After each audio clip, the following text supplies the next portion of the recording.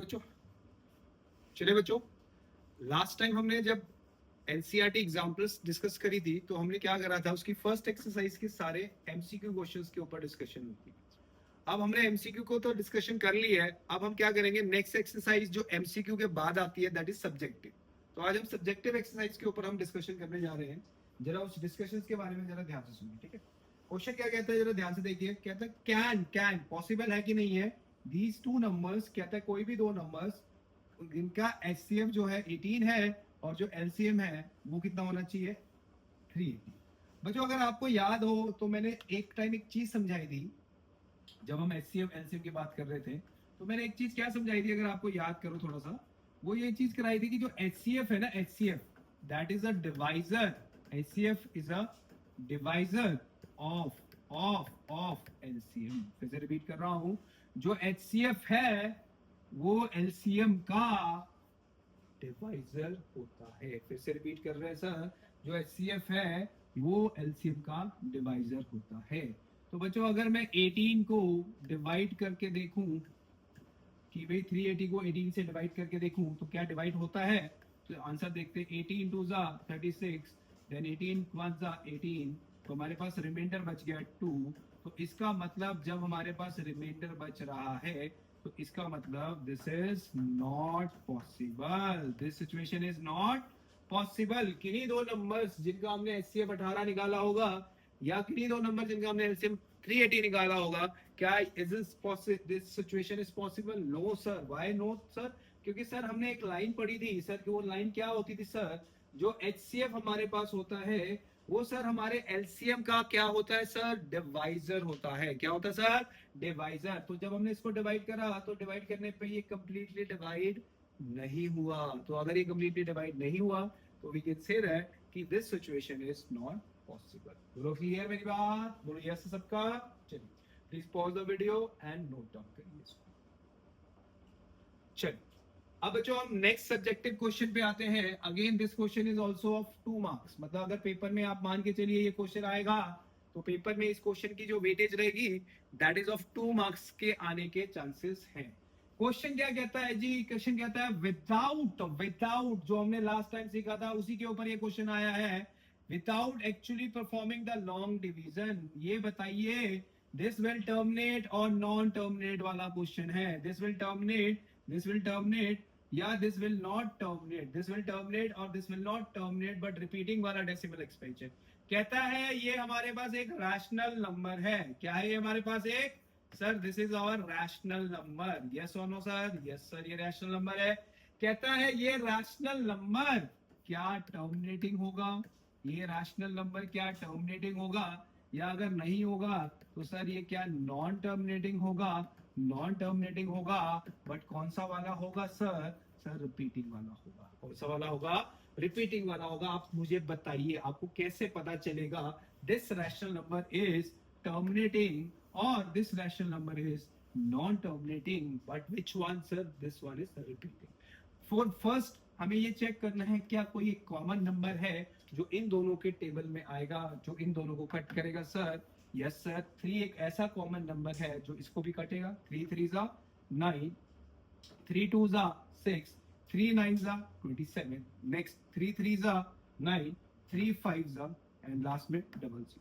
अब बच्चों हमें क्या चेक करना है, क्या कोई ऐसा नंबर है जो फर्दर इनको काट सकता है? यस सर, चेक कर लेते हैं 7 के टेबल से। सर ये 7 के टेबल से कट करके देखते हैं। 7 4 जा सर 28, 49 रह गया। 7 7 जा फिर से कट गया सर, ये 7 के टेबल से भी काट के देखते हैं। 7 5 जा 7 0 जा। तो बच्चों 47 अपॉन हमारे पास नंबर बच गया 500। इसके आगे हम इसकी फर्दर कटिंग नहीं कर सकते क्योंकि ऊपर जो है एक प्राइम नंबर बन गया। अब बच्चों हमें करना क्या है, ये जो डिनोमिनेटर में नंबर दिया है इसकी सबसे पहले first of all we need to prime factorize. अब प्राइम फैक्टराइज मैंने आपको क्या बताया था कि पहला नंबर जो इसको डिवाइड करता है वो 2 है, फिर हमारे पास 250 रह गया, फिर हमारा 2 फिर से जाएगा, फिर हमारे पास 125 रह गया, फिर 5 से जाएगा तो सर हमारे पास 5 रह जाएगा और लास्ट में 5 एग्जैक्टली इसको डिवाइड करेगा। So the remainder comes out to be how much? 1। So the remainder comes out to be how much sir? 1। So what are the prime factorization sir of 47 divided by नीचे sir हमारे पास 2 की power sir 2 आ रही है, बिल्कुल आ रही है sir, और 5 की पावर 1 2 3 आ रही है सर, बिल्कुल आ रही है सर। तो अब आपसे क्वेश्चन क्या पूछा है सर, ये सर क्या टर्मिनेटिंग है, यस और नो? यस सर, ये जो नंबर है ये एक टर्मिनेटिंग नंबर है। ये टर्मिनेटिंग नंबर क्यों है सर? क्योंकि सर जो नीचे हमारे पास फैक्टर्स दिए गए हैं, जो Q के फैक्टर्स हैं, Q has a factor, Q has a factor in the form जो कि आ रहा है 2 raised to power n into 5 raised to power n। मतलब अगर कोई भी रैशनल नंबर है जिसमें जिसमें डिनोमिनेटर में 2 and 5 as a prime factor आ रहे हैं, where n and m are non-negative integers, where n and m are non-negative integers। what is the meaning of non-negative? मतलब पावर 0 भी हो सकती है। तो अगर कोई भी रैशनल नंबर जिसके जिसके जिसके क्यू के फैक्टर्स में 2 और 5 आ रहे हैं, 2 और 5 आ रहे हैं, पावर में 0 भी हो सकता है दोनों में, ये चीज का ध्यान रखना है। तो अभी मैंने लिखा कि where n and m are non negative integers, तो इसका मतलब yes it has terminating decimal expansion, it has terminating decimal expansion। why it has terminating decimal expansion sir? क्योंकि जब हमने Q के फैक्टर्स फॉर्म करे, तो उस फैक्टर में एक फैक्टर आया 2 raised to power 2 और दूसरा फैक्टर आया 5 raised to power 3, जो कि हमें पता है 2 और 5 की फॉर्म में आ रहा है, बिल्कुल आ रहा है सर। अब मैंने क्या बोला, अगर कोई भी Q के फैक्टर्स इस फॉर्म में लिखे जाएं जो कि 2 and 5 की फॉर्म में है, और जहां पे n और m जो है वो एक नॉन नेगेटिव इंटीजर्स होना चाहिए। What is the meaning of non negative integers sir? मतलब पावर में 0 भी हो सकती है। Then we can say this कि it has terminating decimal expansion, it has terminating decimal expansion. Why terminating decimal expansion? क्योंकि जब भी कोई रैशनल नंबर जिसमें Q के जो फैक्टर्स होंगे वो 2 और 5 की फॉर्म में लिखे जाएंगे, तो उसका जो डेसिमल एक्सपेंशन होगा वो टर्मिनेटिंग होगा। सो क्वेश्चन हमें क्या दिया हुआ था बच्चों? क्वेश्चन हमें दिया हुआ था कि 987 divided by 10,500 is a rational number. अब उस रैशनल नंबर का जो डेसिमल एक्सपेंशन है दैट इज टर्मिनेटिंग या नॉन टर्मिनेटिंग, ये रिपीटिंग वाला, ये हमें पता करना है।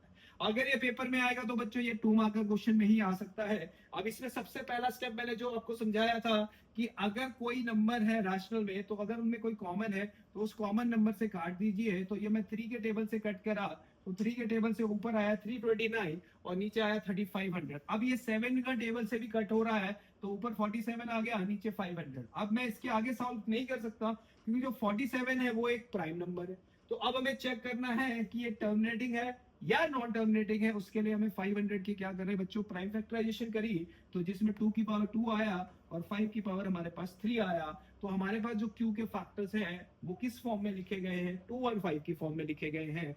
जब डिनोमिनेटर के फैक्टर्स हमारे 2 और 5 की फॉर्म में आएंगे तो जो उसका डेसिमल एक्सपेंशन होगा that is always a terminating decimal expansion. बोलो क्लियर है मेरी बात? बिल्कुल यस है। Please pause the video and note it down. Clear?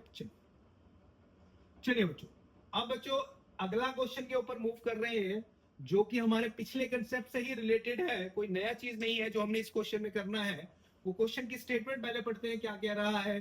कहता है अ रैशनल नंबर, कोई भी रैशनल नंबर जिसकी डेसिमल एक्सपेंशन मुझे दी हुई है जो कि हमने लिखी है 327.7081, मतलब ये स्टॉप हो गई है डिवीजन, तो ये डेसिमल एक्सपेंशन जो होगी वो टर्मिनेटिंग डेसिमल एक्सपेंशन होगी। कौन सी होगी सारे बोलो? Terminating decimal expansion. कौन सी होगी सारे बोलो? Terminating decimal expansion. तो कहता है कोई भी रैशनल नंबर जिसकी डेसिमल एक्सपेंशन मैंने दी है जो कि हमें पता है कि एक टर्मिनेटिंग डेसिमल एक्सपेंशन है। क्यों है? क्योंकि पॉइंट के बाद हमने डिवीजन कहीं ना कहीं जाके स्टॉप कर दी है। तो अब वो कह रहा है what can you say about the prime factors of Q? What can you say about the prime factor of Q? This number can be expressed in the form of P by Q give your reasons. कहता है अगर आपको पता है कि इसकी division कहीं जाके स्टॉप कर गई है, यानी स्टॉप हो गई है, तो ऑब्वियस सी बात है उसका decimal expansion terminating decimal expansion है, तो आप क्या बता सकते हैं कि जो इसमें क्यू के फैक्टर्स बनेंगे वो किस फॉर्म में बनेंगे। तो बच्चों आपको पता है ये एक रैशनल नंबर है, और अगर ये रैशनल नंबर है बच्चों तो हमें ये भी पता है कि जब मैं इसका डेसिमल हटाऊंगा, तो नीचे 10 आएगा, और 10 की पावर कितनी आएंगी, जितने हमारे पास डिजिट्स आ रहे हैं, तो डिजिट्स कितने आ रहे हैं 1 2 3 4, मतलब नीचे आ गया बच्चों 10 raise to power 4।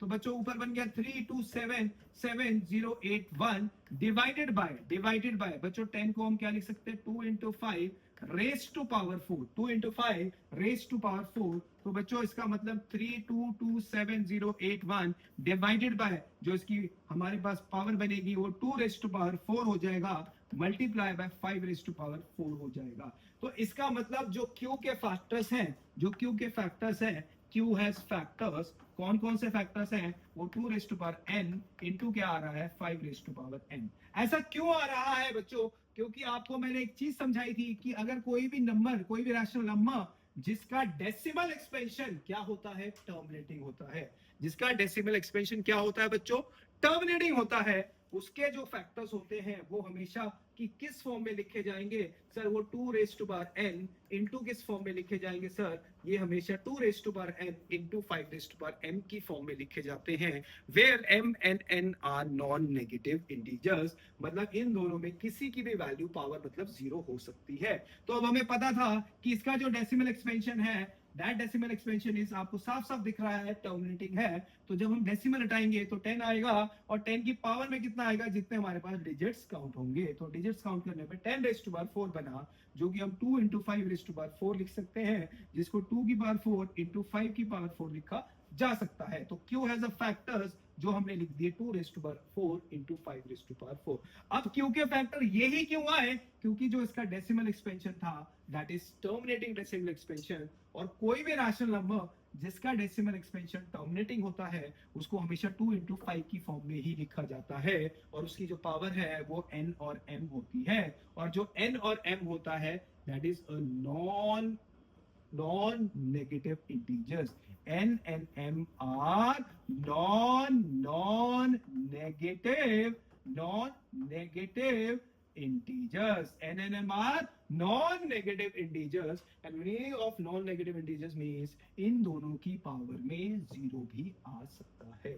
Again very important question for a 2 mark question, so please video को पॉज करिए and make the notes, please note it down। चलिए बच्चों, अब बच्चों हमारे पास नेक्स्ट क्वेश्चन आ चुका है एनसीईआरटी एग्जाम्पलर का, एंड ये क्वेश्चन बिल्कुल एनसीईआरटी के ऊपर बेस्ड क्वेश्चन दिया गया है। क्वेश्चन हमें क्या दिया गया है जरा ध्यान से देखिए, कहता है using the prime factorization method what we need to find the HCF of following pair of numbers. तो सबको एचसीएफ निकालना मैंने एनसीईआरटी की बुक में सिखाया है। चलिए अब पहला पार्ट देखते हैं क्या कह रहा है। कहता है 231 है पहला नंबर, और दूसरा नंबर बच्चों 396।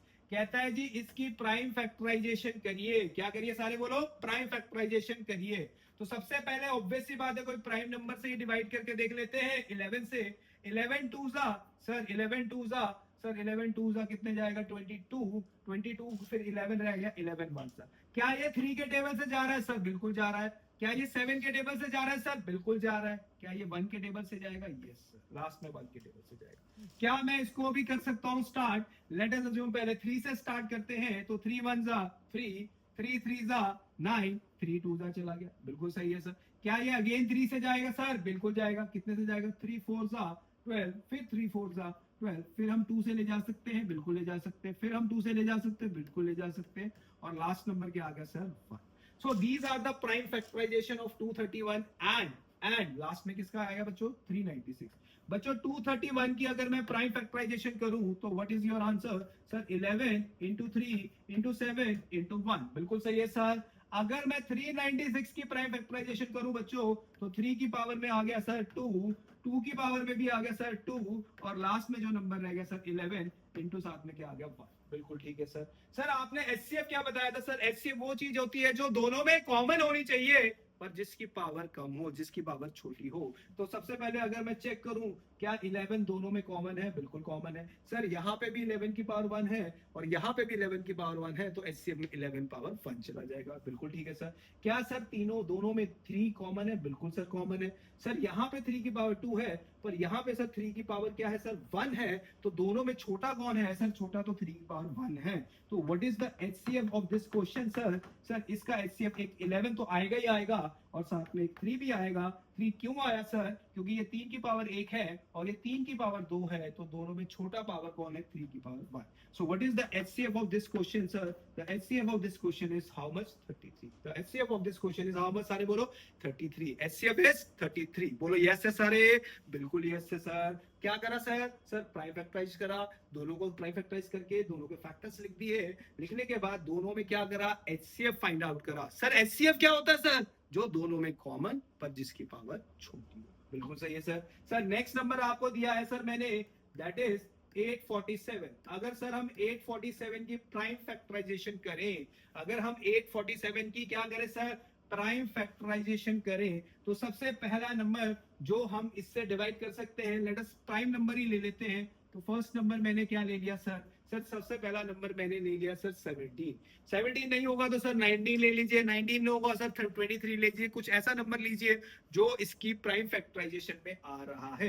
सर 17 17 17 किस टेबल से जाएगा, 17 4 जा 68, 17 4 जा सर 68, 68 पे सर हम अगर ऐड करें, 68 में ऐड करें सर, 68 में क्या ऐड करेंगे सर, देखते हैं जरा ऐड करके। 17 1 जा 17, 17 2 जा 17 4 जा 68, तो हमारे पास जो आंसर रह गया 8 6 7 6 और 7 आ जाएगा, तो 167।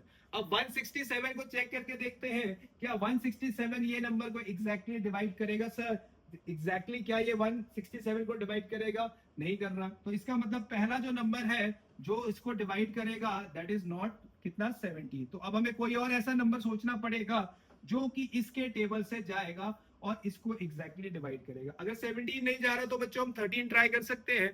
13 ऐसा नंबर है जो एक प्राइम नंबर है, तो अगर प्राइम नंबर 13 से भी नहीं जाएगा तो बच्चों हम 19 भी ट्राई कर सकते हैं, क्योंकि 19 भी एक प्राइम नंबर है। चलिए अब बच्चों अगर मैं 847 को 19 से डिवाइड करने की कोशिश करता हूं, अगर मैं 847 को 19 से, तो 19 के किस टेबल में ये जाएगा जो बिल्कुल नियर अबाउट है, 19 4 जा। 19 4 जा सर कितना होता है सर, 19 4 जा 76। 19 4 जा कितना होता है सर 76।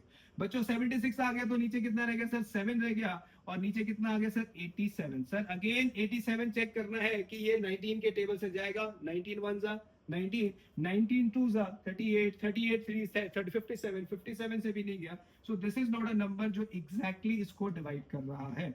तो अगर ये भी नंबर इसको डिवाइड नहीं करेगा तो नेक्स्ट नंबर हमने सोचना है जो इसको एग्जैक्टली डिवाइड कर सकता है, दैट नंबर विल बी 23। अब अगर 23 से भी डिवाइड नहीं करेगा बच्चों तो वी कैन से 27। अगर 27 से भी नहीं डिवाइड करेगा बच्चों 29। तो ऐसा नंबर हमने सोचना है जो इसको एग्जैक्टली डिवाइड कर सके। तो अगर मैं 23 एक नंबर लेता हूं जो एग्जैक्टली इसको डिवाइड करेगा, तो 23 पे हम इसको देखते हैं किससे जाएगा। तो 23 के टेबल से हम चेक कर लेते हैं कि 23 कितने से जाता है बच्चों, ध्यान से देखिए 23 कितने से जाएगा 3 जा। 23 3 जा अगर हम करें तो कितना बनता है बच्चों, याद करो 69। 23 से 3 जा करें तो कितना बनता है, सारे बोलो 69, 7 रह गया। अब अगर हम इसका रिमाइंडर देखें तो 5 और ये चेक करें तो 7। अब बच्चों हमें एक नंबर ढूंढना है जो एग्जैक्टली इसको डिवाइड करेगा, जो एग्जैक्टली इसको डिवाइड करेगा। क्या ये एग्जैक्टली 9 के टेबल से जाएगा, सर ये एग्जैक्टली 9 के टेबल से नहीं जा रहा। क्यों नहीं जा रहा, क्योंकि ये 157 9 से नहीं आते। तो नेक्स्ट नंबर भी हम कोई और ऐसा नंबर सोचते रहेंगे जो इसको एग्जैक्टली डिवाइड करेगा, ये प्राइम नंबर ही ना हो। अब बच्चों अगर बाई चांस ध्यान से देखिएगा कि अगर ये एक प्राइम नंबर है तो ये एक ऐसा नंबर बनेगा जो एग्जैक्टली 847 से ही जाएगा, क्योंकि हमारे पास जो नंबर आ रहा है दैट इज 847। तो इसका मतलब मे भी अगर इसको कोई भी नंबर डिवाइड नहीं कर रहा, अगर इसको कोई भी नंबर डिवाइड नहीं कर रहा, तो that means 847 will be the number जो एग्जैक्टली ये एक प्राइम नंबर हो जाएगा। यस मेरी बात क्लियर है? तो मैं इसको लेके चल लेता हूं, let us assume this is 847। क्या है सारे बोलो 847। तो इसका मतलब 847 ही एक नंबर है जो एग्जैक्टली इसको डिवाइड करेगा। तो इसका मतलब ये 847 से ही जाएगा, 847 से ही जाएगा। तो लास्ट नंबर जो इसका आएगा दैट इज 1। क्यों मैंने कहा भी 847 से, क्योंकि 847 जो है वो साफ साफ नजर आ रहा है, that is a prime number, that is a prime number. तो प्राइम नंबर वो होंगे जो एग्जैक्टली अपने आप से जाएंगे और कोई टेबल से जा ही नहीं सकते। अब जो इसका सेकंड पार्ट था वो क्या था बच्चों, 2160। अब 2160 क्या होगा, सबसे पहले जो नंबर होगा जो इसको एग्जैक्टली डिवाइड करेगा वो 2 होगा। फिर अगर दूसरा नंबर लेंगे तो ऑब्वियस सी बात है 0, फिर 8 से चला जाएगा फिर 0। अब नेक्स्ट नंबर जो एग्जैक्टली इसको डिवाइड करेगा वो कितना जाएगा, 5 से जाएगा, 2 5 जा, और नेक्स्ट जो इसको डिवाइड करेगा दैट इज 4 जा, फिर 0। अब फिर से अगर 2 से डिवाइड करेंगे तो बच्चों ये 270 बन गया। फिर बच्चों 3 के टेबल से जाएगा तो ये 90 आ गया। फिर 3 के टेबल से जाएगा बच्चों 30 आ गया। अगेन 3 के टेबल से जाएगा बच्चों 10 आ गया। और लास्ट में बच्चों ये 2 से जाएगा और लास्ट नंबर कितने से जाएगा, 5 से, एंड लास्ट नंबर इज 1। बोलो मेरी बात क्लियर है, बोलो क्लियर है मेरी बात, बिल्कुल ठीक है। अब सर हमने क्या निकालना है सर, एचसीएफ। एचसीएफ मतलब जो दोनों में कॉमन है। तो बच्चों अगर मैं 847 को सिर्फ इसी फॉर्म में लिखूं, 847 इंटू 1, 847 इंटू 1, और अगर मैं 2160 को लिखूं तो इसकी पावर में देखिए 1 2 3 और इधर आ रहा है 4, मतलब 2 की पावर में 4 आ रहा है, और 3 में लिखिए 3 3 3, 3 की पावर में 3 आ रहा है, और लास्ट में 5 की पावर में क्या आ रहा है, 5 की पावर 1, 5 की पावर क्या आ रहा है, 1। अब बच्चों एचसीएफ मैंने क्या बोला था, एचसीएफ सर आपने बोला था जो दोनों में कॉमन है।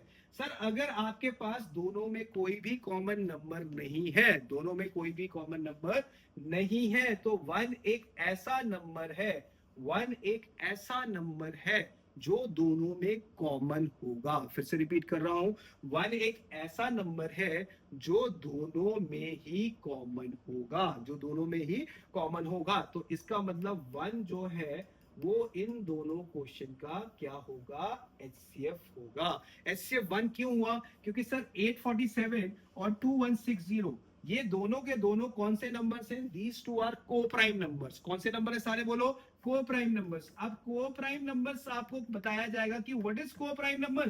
सर को प्राइम नंबर्स वो होते हैं जिनमें जिनमें उनका जो एचसीएफ है वो 1 के अलावा, एचसीएफ 1 के अलावा कोई भी नंबर नहीं होना चाहिए। तो बच्चों क्वेश्चन में क्या था कि हमारे पास एक प्राइम नंबर दिया हुआ है और एक हमारे पास कॉम्पोजिट नंबर दिया हुआ है। तो प्राइम नंबर तो हमने एज इट इज इनटू 1 करके लिख दिया, और जो दूसरा नंबर था that is the composite number, तो हमने उसकी प्राइम फैक्टराइजेशन करी। फिर हमने कहा भी इन दोनों में कोई भी फैक्टर कॉमन नहीं है। अगर कॉमन नहीं है तो इसका मतलब उन दोनों में 1 एक एचसीएफ होगा। क्यों होगा 1 एचसीएफ, क्योंकि हर एक में याद रखना 1 एज अ कॉमन फैक्टर होता ही होता है। और इन नंबर्स को क्या बोला जाएगा, को प्राइम नंबर्स। को प्राइम मतलब जिनमें 1 के अलावा कोई भी कॉमन ना हो। सो प्लीज एक बार इसको पॉज करिए और पॉज करके इसको बोलो।